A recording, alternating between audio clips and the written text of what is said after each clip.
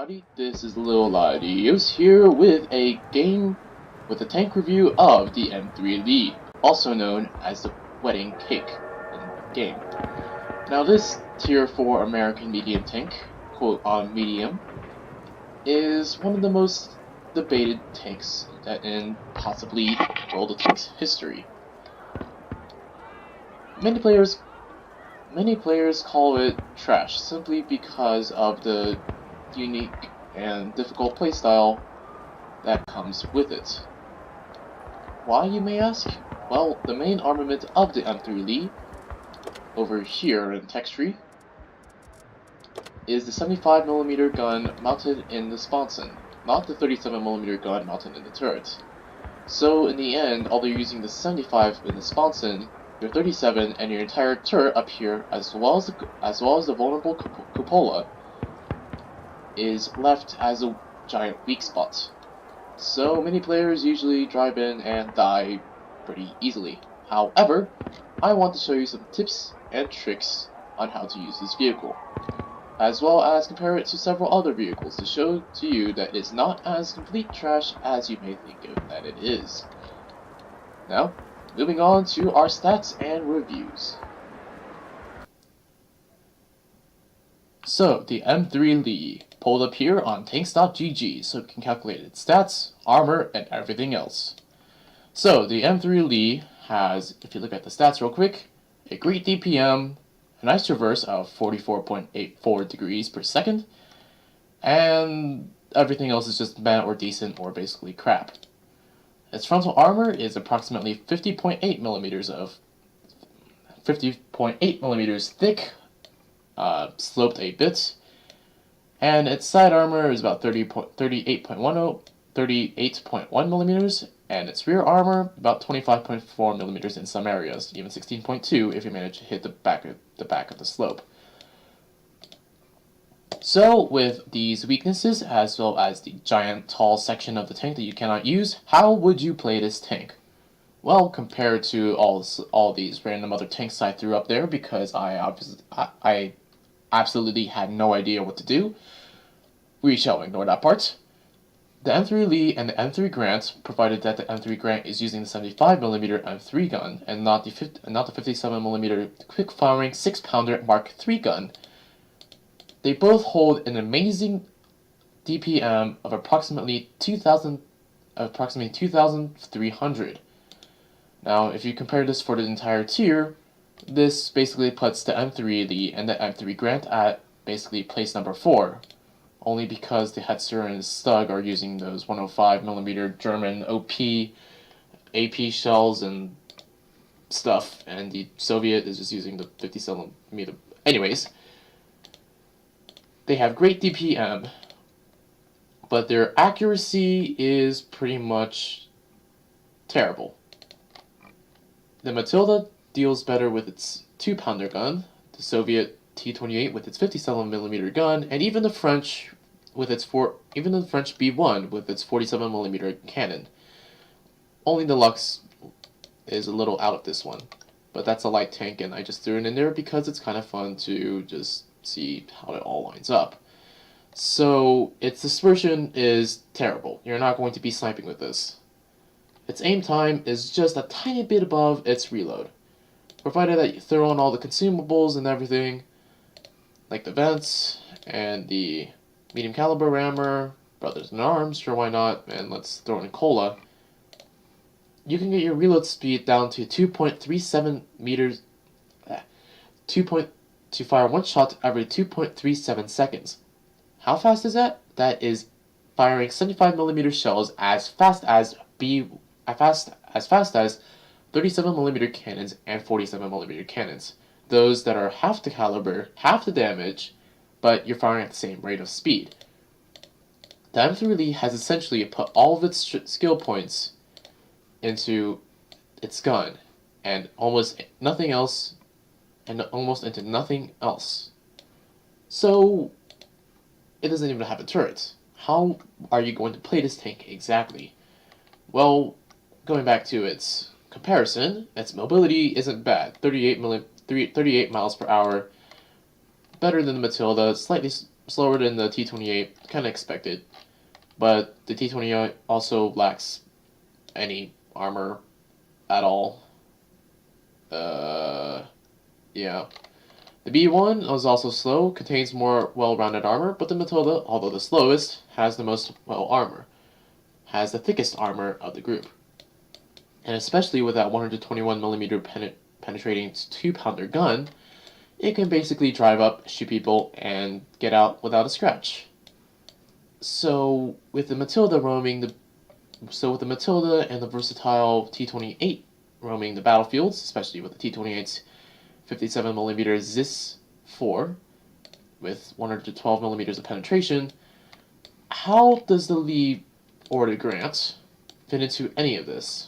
Well, the Grant, as long as you're using the 57mm, as long as you're using the 75mm cannon, these two tanks can be played nearly the same.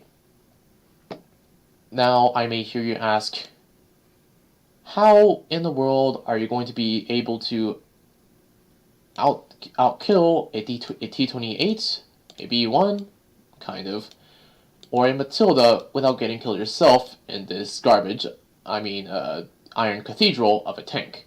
Well, I'll tell you how to use it. You should use cover. Lots of it.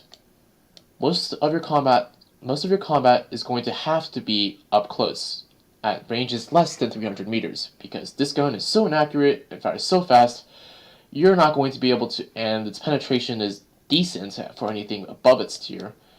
You're not going to be able to aim for weak spots, and you're not going to be able to keep something tracked from, say, sniping 445 millimeters away. You're going to need to get up close, so you're going to need to be behind your cover and behind your allies. And when you do that, the results can be quite incredible with 2,200 DPM. Now, I hear you ask, I'm behind cover. The entire tank is behind cover. What do I do now? Well, I'll tell you what you can use. This is the maneuver I like to call the sword and shield maneuver, where essentially you're side scraping. Your entire side is your shield, and your gun is your sword. The idea behind this is that because the side armor is 38.1 millimeters thick, because of the 3 caliber rule, it can withstand shots. It can withstand guns firing AP, as provided that you're sloped at least 70 degrees. It can withstand AP shots of up to 114 millimeters. That means the American T-29 with its 105mm gun, if it's shooting at the M3 Lee at this angle, will be unable to penetrate it at all. So you're behind cover, you expose this side of your tank, your enemies fire, they bounce. Using your 44 degrees of traverse, you quickly turn around and you plant a shot into them. Now you're going to need to do quite few of these snapshots, so you're going to have to be kind of close. Also, another caveat is that you have this area of the gun, which, although most of your side may be sloped, this area of the gun, although it's thicker with 50.8 millimeters of armor, does sort of bend in. That means it can prove to be a weak spot within your side scraping maneuvers. So try to be close to cover as possible. Now, with your new tactic and your new learned skill, what should you keep in mind? Well, the M3 Lee is a second line fighter, unless it's top tier, which I guess then you can be a little bit more risky. But I wouldn't recommend it. Be careful.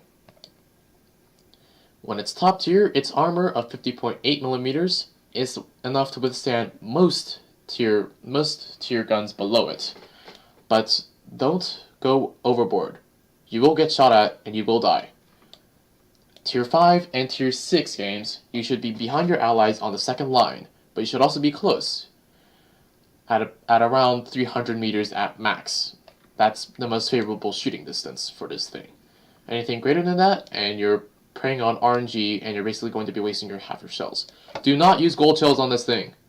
Unless it's against those Japanese heavies. You should not use gold shells on these, because this thing fires so fast, its accuracy is so low.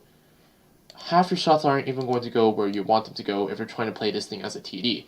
Don't even try to bother hiding behind a bush sometimes if you're going to go camp bush, because this thing is so tall. This thing is literally 10 feet tall, and you could hide behind a house and it's still not hidden. Just don't play this thing as a TD. It doesn't work as a TD. It's not going to work as a tank destroyer. Do not use this thing as a tank destroyer unless you absolutely have to. That's mostly on maps where you have absolutely no cover, and your only other choice on going on the map is going to be to go over a hill and expose the top side of your turrets. In that case, you could use it as a TD, although you're going to have to be quite fast with your shots. Other than that, that's the M3 Lee. Oh yeah, and a quick comparison with the M3 Grant. The M3 Grant is much preferred over the M3 Lee, mostly because of its thicker turret.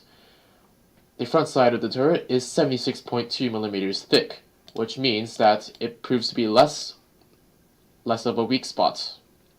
It is much harder to penetrate it, but slipped at the same angle. However, some things I should warn you about the M3 Grant.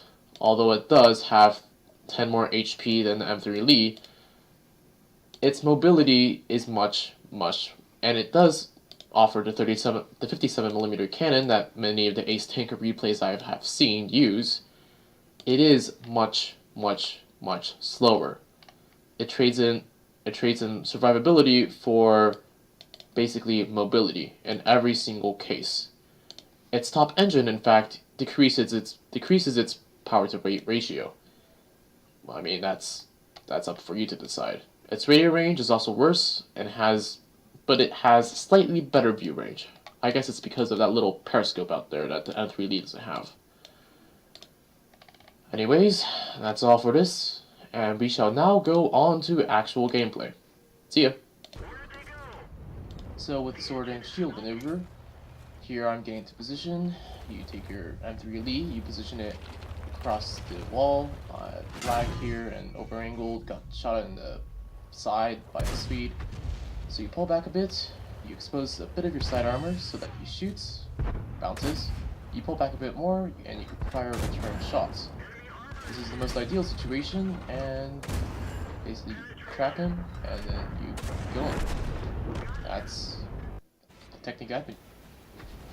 Here's a more ideal situation, although because I'm farther away, I can't really fire a return shot at the Japanese heavy tank.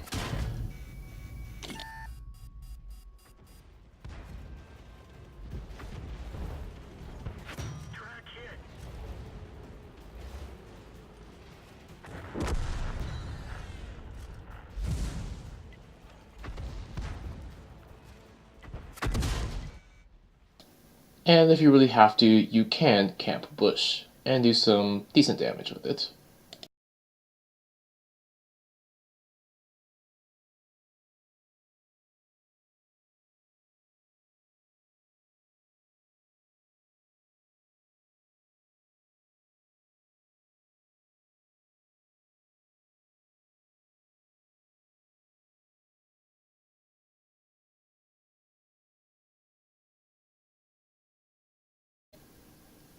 That's all for this tutorial. I hope that it has helped you, perhaps, a tiny bit in your continuous struggle to get to tier 10, as well as the many pains and tears that this game has brought to all of us.